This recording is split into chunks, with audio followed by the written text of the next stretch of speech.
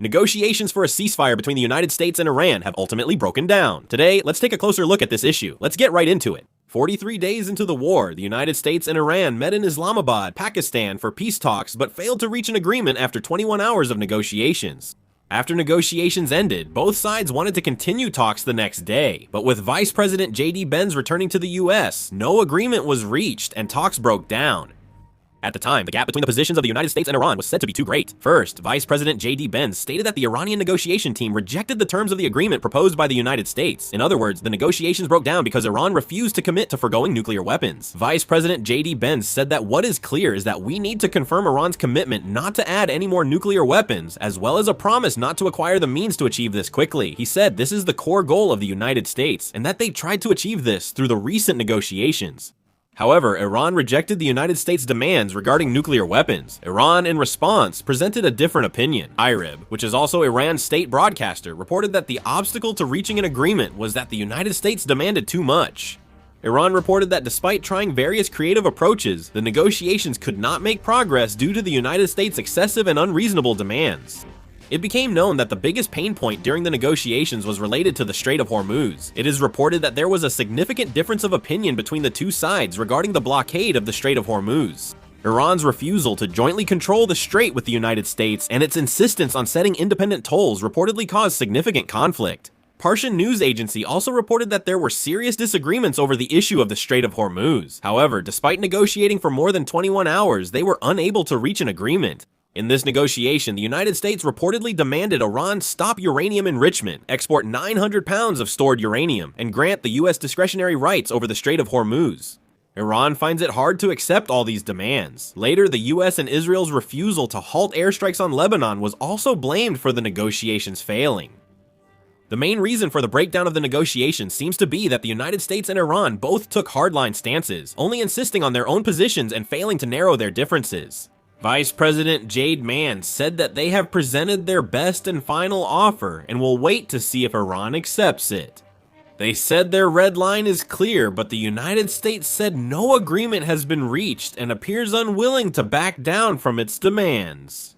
The problem is that Iran also shows no reason to rush the negotiations, which is a major issue. However, the issue is that even if talks resume later, the longer negotiations are delayed, the tighter the constraints on global energy supply become.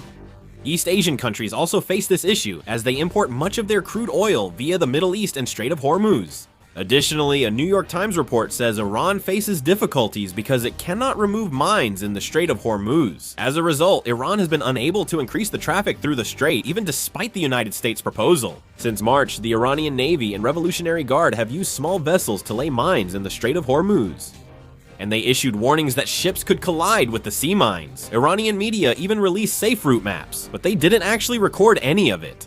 Additionally, since the mines could drift from their original positions, it appears they didn't use fixed mines, so they may have relocated to other areas. The problem is that even the US Navy has weak mine removal capabilities. Among the US Navy ships currently deployed in the Strait of Hormuz, there isn't a single mine countermeasure vessel capable of removing mines. Later, they said they would send 2 destroyers to the Strait of Hormuz for mine countermeasures, but 2 destroyers alone can't clear mines. They're also preparing for emergencies by equipping multi-purpose littoral combat ships with mine removal equipment, but the prevailing opinion is that without mine detection equipment, these littoral combat ships won't be much help in mine removal operations. If the Strait of Hormuz is blocked for a long time, East Asian countries will face a major crisis. As I've mentioned before, in Korea's case, about 70% of our imported crude oil and 20% of our LNG come from the Middle East, and most of these supplies pass through the Strait of Hormuz, which is only 33 kilometers wide. A Bloomberg report says Korea accounts for 12% of crude oil passing through the strait, ranking 3rd after China and India. As a result, the government is saving energy with an oil price ceiling and an alternate day driving rule. Still, if the Strait of Hormuz remains blocked, an energy crisis is imminent. But if East Asian countries experience even a slight disruption through the Strait of Hormuz, other countries will also suffer a chain reaction of damage. Right now, our country, which doesn't produce a single drop of oil, is the world's #1 exporter of jet fuel. 한국의 에너지 위기로 인해서 If export restrictions are imposed, countries like Australia, which import diesel from Korea, will also be in trouble. Many Southeast Asian countries rely on Korea's petroleum products, so a supply disruption would quickly impact them. Importantly, this crisis affects more than just East Asian countries. It could cause a chain reaction, leading to an even bigger crisis. But looking at the current situation, it seems highly unlikely that negotiations between the US and Iran will go smoothly in the future. In particular, there are assessments that President Donald Trump's actions are shaking up the entire negotiation process. President Trump continues to make strong statements through Truth Social away from the negotiating table. This is being seen as a very dangerous signal diplomatically. Negotiations are fundamentally based on trust and message management, but if public statements that pressure and threaten the other side are repeated, Iran can only see the negotiations themselves as a tool of pressure. In fact, after the breakdown of these negotiations, President Trump even said that if Iran does not respond to the negotiations, instead of lifting the blockade of the Strait of Hormuz, he would blockade the blockade again. On the other hand, Iran's response is also strong. Iran has made it clear that it has no reason to rush the negotiations. This means that Iran believes maintaining the current state of tension is actually advantageous for them. Iran still holds the Strait of Hormuz as a key bargaining chip. Stronger US pressure increases Iran's chances of holding out instead of negotiating, especially as Iran's situation appears to be slowly improving. There are also reports that China and Russia are continuously providing supplies and weapons from behind the scenes. Because of this, Iran's situation has improved at least a little compared to before. Here, another variable comes into play: Israel. Israel is currently expanding its airstrikes and ground operations in the Lebanon region. Even though Iran and Pakistan are publicly demanding a halt to the attacks, Israel is not budging at all. For Iran, it's difficult to accept Lebanon and its sphere of influence being attacked. This gives them less reason to make concessions during negotiations. Ultimately, the current situation is very dangerous. The United States is increasing pressure, Iran is resisting, and Israel is stepping up military actions. As these powers move in different directions, tensions rise. In this situation, even a small clash could easily escalate out of control. As a result, more and more people are becoming skeptical about the negotiations themselves. I sincerely hope that a peace agreement can be reached as soon as possible. Right now, the most dangerous variable is Israel. Looking at the current situation, Israel is moving toward expanding the front lines rather than stopping the war.